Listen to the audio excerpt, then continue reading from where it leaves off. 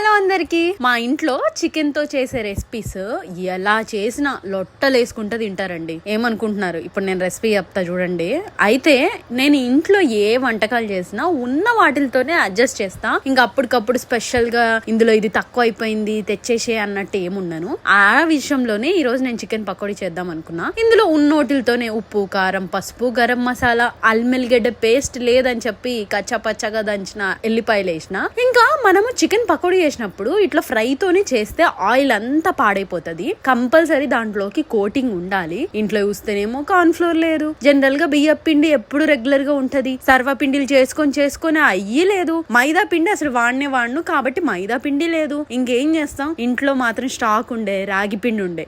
ఒక 2 స్పూన్ల రాగి పిండిని కోటింగ్ కోసం వేసిన. అసలు నిజంగా నమ్మరండి, టేస్ట్ ఎక్సలెంట్ ఉండే. మీరు కూడా పక్కా ట్రై చేయండి. రాగి పిండి ఉంటే మాత్రం 2 స్పూన్లు వేసి ట్రై చేయండి.